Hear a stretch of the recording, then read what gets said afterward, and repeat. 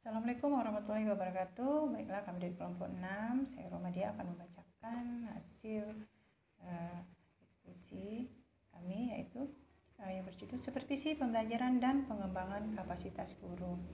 Konsep dasar supervisi pembelajaran. Yang A, pengertian supervisi pembelajaran diartikan sebagai pelayanan yang disediakan oleh pemimpin untuk membantu guru-guru agar menjadi guru atau personal yang semakin cakap sesuai dengan perkembangan ilmu pengetahuan pada umumnya dan ilmu pendidikan khususnya, agar mampu meningkat efektivitas proses belajar mengajar di sekolah itu menurut Nawawi 1981.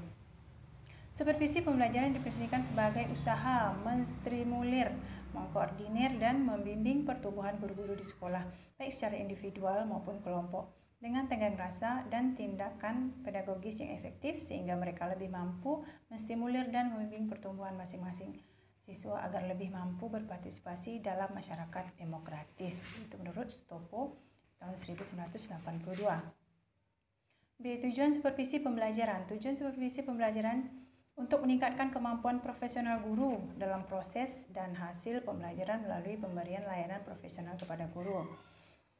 Willis atau Imron tahun 1996 mengatakan secara umum, supervisi pembelajaran bertujuan untuk memberikan bantuan dalam mengembangkan situasi belajar mengajar lebih baik.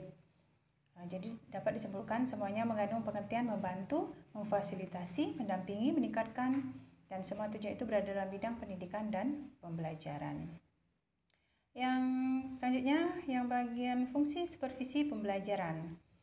Swieringen tahun 1961 mengukuhkan dengan fungsi utama supervisi pembelajaran, yaitu yang pertama mengkoordinir semua usaha sekolah, yang kedua melengkapi kepemimpinan sekolah, yang ketiga memperluas pengalaman guru-guru atau staf, yang keempat menstimulir usaha-usaha yang kreatif, yang kelima memberikan fasilitas peningkatan yang terus-menerus, yang keenam menganalisis situasi belajar mengajar, yang ketujuh memberikan pengetahuan dan skill kepada setiap anggota staf, dan yang kedelapan mengintegrasikan tujuan pendidikan dan membantu meningkatkan kemampuan staf dan kemampuan mengajar guru. Yang D, prinsip-prinsip supervisi pendidikan. Yang pertama, pengawas dalam melaksanakan supervisi hendaknya senantiasa menerapkan prinsip-prinsip supervisi sebagai berikut. Yang pertama, prinsip ilmiah. Yang kedua, demokratis. Yang ketiga, menjunjung tinggi atas musyawarah. Yang keempat, konstruktif dan kreatif, membina inisiatif. Saya akan melanjutkan C. Fungsi supervisi pembelajaran. Swieringen 1961 mengemukakan 8 fungsi utama supervisi pembelajaran, yaitu 1. Mengkoordinir semua usaha sekolah, 2. Memperlengkapi kepemimpinan sekolah, 3. Memperluas pengalaman guru-guru atau staf, 4. Menstimulir usaha-usaha yang kreatif, 5. Memberikan fasilitas dan penilaian yang terus-menerus, 6. Menganalisis situasi belajar mengajar, 7. Memberikan pengetahuan dan skill kepada setiap anggota staf, 8. Mengintegrasikan tujuan pendidikan dan membantu meningkatkan kemampuan staf dan kemampuan mengajar guru. D. Prinsip-prinsip supervisi pembelajaran. Pengawas dalam melaksanakan supervisi hendaknya senantiasa menerapkan prinsip-prinsip supervisi sebagai berikut. 1. Prinsip ilmiah. 2.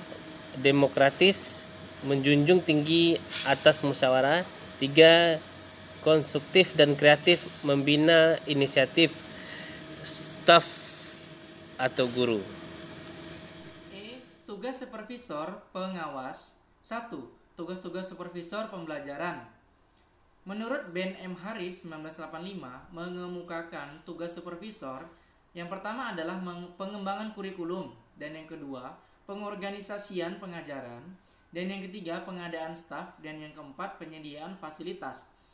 Dan yang nomor 2, tugas supervisi menurut John Wills dan Joseph Bondi. A. Administrasi, B. Kurikulum, dan C. Pembelajaran.